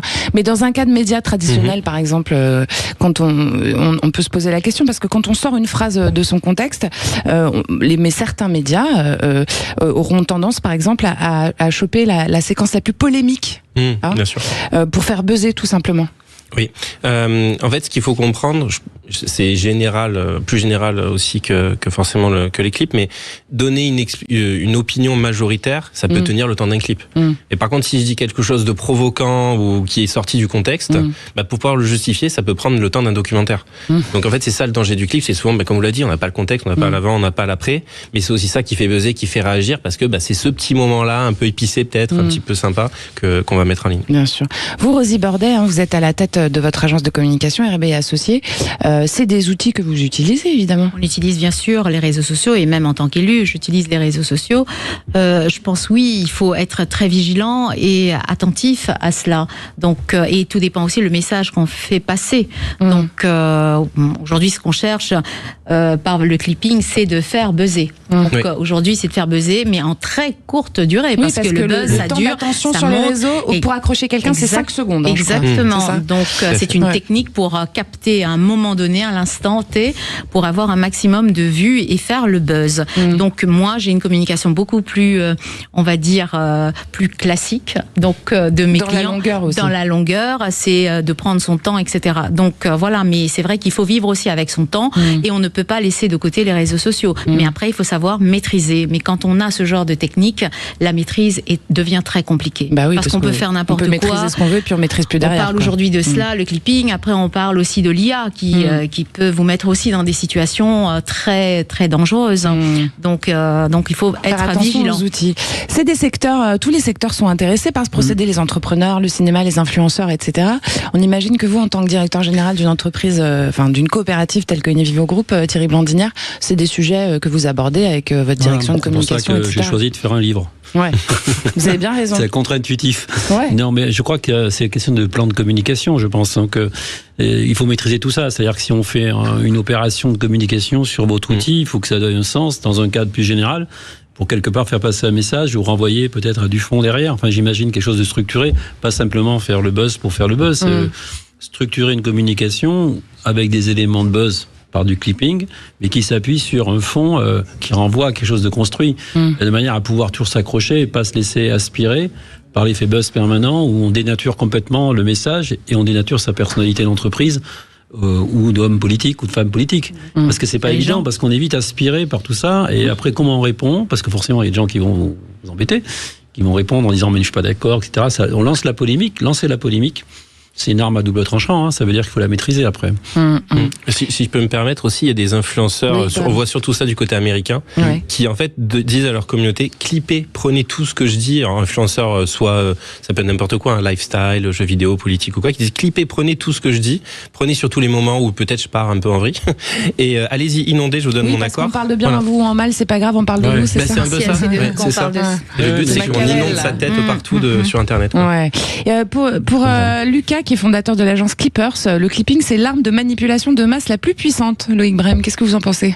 Ah effectivement, en plus, là, je sais que justement, à l'aube des présidentielles, il y a aussi cette question qui se pose, c'est comment est-ce qu'on va pouvoir aussi proposer ses idées quand on est politique, etc. Le clip, les influenceurs sur Internet qui parlent de plein de choses, donc voilà, c'est une vraie question. Un petit mot là-dessus, Thierry Blandinière, quand même, sur les présidentielles qui arrivent. Très bien, écoutez, c'était pas prévu, mais je pense qu'il va falloir s'en occuper sérieusement, puisque c'est maintenant qu'il va falloir choisir. Choisir, ça veut dire que j'encourage tout le monde à bien réfléchir quand même sur le fond, et de pas subir que la forme et de comprendre ce qu'on fait quand on engage sa voix pour responsabiliser un pays pour les 5 prochaines années. Et les candidats TikTok, c'est bien, mais il faut absolument aussi quelque part voir s'ils ont du fond, vous voyez, donc il faut structurer tout ça. Mais je fais confiance aux Français, on l'a vu dans les moments difficiles, ils sont pas bêtes, et on a vu ce qui se passe avec les incendies et la réaction. Ouais. Ce sont des hommes de terrain, ils sauront faire la part des choses le moment venu. Allez, Rosie Bordet, on vous laisse le mot de la fin. Oui, je pense que c'est toujours très difficile de sortir dans le contexte des choses dites. Donc moi, je dirais vigilance et ne pas tomber complètement sur ce mode de communication. Merci à tous. Loïc Brem, on vous remercie. On rappelle que vous êtes fondateur et dirigeant de l'agence Commit. Merci beaucoup. Merci à vous. Thierry Blandinière, merci d'être venu. On vous retrouve demain, Thierry. Vous êtes directeur général du groupe InVivo, président du CA Brive Rugby, auteur de Nourrir les raisons d'espérer pour l'agriculture française. C'est sorti au Cherche Midi. Rosie Bordet, vous allez me manquer, mais j'étais ravie de partager avec vous le micro, dirigeante fondatrice de l'agence de communication RB et associée, maire de Saint-Georges-de-Rétambeau en Ille-et-Vilaine, deuxième vice-présidente mobilité infrastructure de l'agglomération de Fougères. Merci d'être venue partager avec nous. Merci pour cette belle invitation. À bientôt. Merci. Et bel été à vous. Bientôt. Allez, tout de suite, on retrouve les coups de cœur de Christophe Jiquel.